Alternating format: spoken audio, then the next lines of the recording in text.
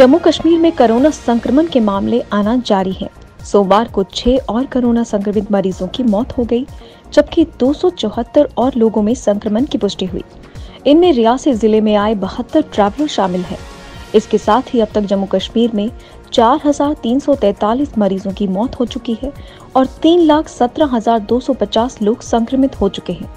वहीं 461 और संक्रमितों के स्वस्थ होने से अब तक 3,09,133 मरीज पूरी तरह से स्वस्थ हो चुके हैं। इससे अब सक्रिय मरीजों की संख्या 3,774 रह गई है। वहीं सोमवार को आए 274 संक्रमितों में 113 जम्मू संभाग और 161 कश्मीर संभाग के हैं। 27 जून की मध्य रात्रि ड्रोन के जरिए जम्मू एयरफोर्स स्टेशन में फेंके गए 2 बम में RDX और नाइट्रेट का इस्तेमाल किया गया था।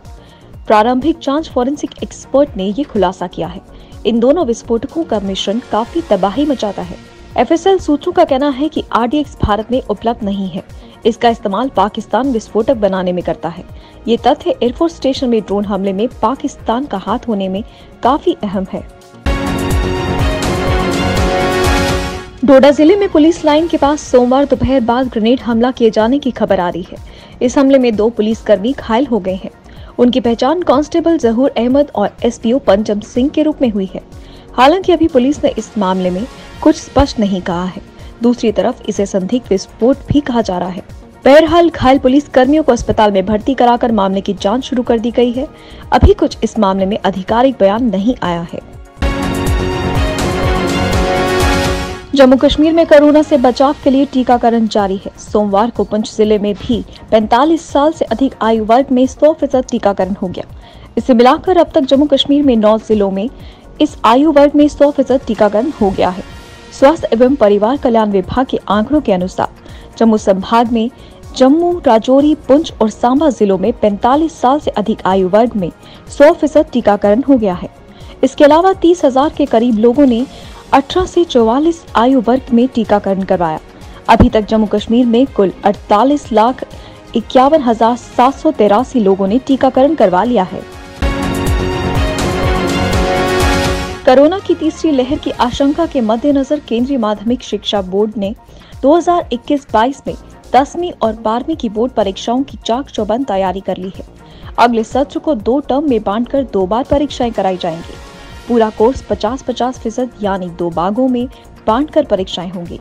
यानी पहली टर्म की परीक्षा में आधे कोर्स से सवाल पूछे जाएंगे, जबकि दूसरे टर्म की परीक्षा में बचे हुए आधे कोर्स से पेपर तैयार किया जाएगा। बोर्ड ने कहा कि नए शैक्षणिक सत्र में पहली टर्म की परीक्षाएं नवंबर-दिसंबर में और दूसरी टर्म की परीक्षाएं मार्च-अप्रैल में होंगी। जम्मू कश्मीर में संवैधानिक व्यवस्था में बदलाव के बाद कश्मीर की मिश्री चेरी भी आजादी का दम भरते हुए सोमवार को पहली बार श्रीनगर से दुबई के लिए रवाना हुई। आजादी के बाद ये पहला अवसर है जब चेरी का कश्मीर से सीधे विदेश में किसी जगह निर्यात हुआ है।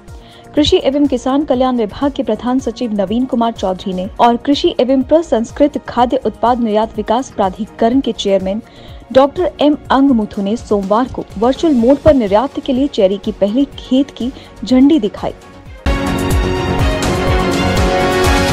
जम्मू कश्मीर में विभिन्न क्षेत्रों से राजनीतिक पक्षपात दूर करने के मिशन को गति देने के लिए परिसीमन आयोग का बहुप्रतीक्षित दौरा आज से शुरू हो रहा है। 4 दिन के दौरे के दौरान परिसीमन आयोग क्षेत्रीय एवं राष्ट्रीय दलों की राय और प्रस्ताव सुनेगा ही अन्य सामाजिक संगठनों से भी मुलाकात करेगा। कुल 147 सियासी एवं सामाजिक प्रतिनिधि मंडल निर्वाचन क्षेत्रों के युक्तिकरण के लिए सुझाव देंगे। इस तरह ये दौरा जम्मू कश्मीर की सियासी तस्वीर तय करने में निर्णायक होने वाला है। कोरोना के नए मामले भले ही कम हो रहे हैं और तीसरी लहर को लेकर विज्ञानी एकमत नहीं है, लेकिन SBI का मानना है कि अगस्त के तीसरे सप्ताह के बाद कोरोना संक्रमण के नए मामलों में फिर से बढ़ोतरी हो सकती है। कम से कम 1 माह के बाद तीसरी लहर का पीक आएगा। रिपोर्ट में कहा गया है कि गत 7 मई को दूसरी लहर का पीक आया था और जुलाई के दूसरे सप्ताह के बाद कोरोना संक्रमण के नए मामलों का स्तर रोजाना 10,000 तक आ सकता है। कोरोना वायरस के खिलाफ टीकाकरण को सुचारू रूप से चलाने वाले कोविन प्लेटफॉर्म में दुनिया के 142 देशों ने दिलचस्पी दिखाई है। प्लेटफॉर्म की खासियत और उसकी तकनीकी पहलुओं की जानकारी देने के लिए पहले ग्लोबल कॉन्क्लेव को संबोधित करते हुए प्रधानमंत्री नरेंद्र मोदी ने कहा कि ये दुनिया के सभी देशों के लिए उपलब्ध है और स्थानीय जरूरत के हिसाब से इसमें बदलाव भी किया जा सकता है। कोरोना के खिलाफ साझा लड़ाई की जरूरत बताते हुए उन्होंने वन वर्ल्ड वन हेल्थ का नारा दिया।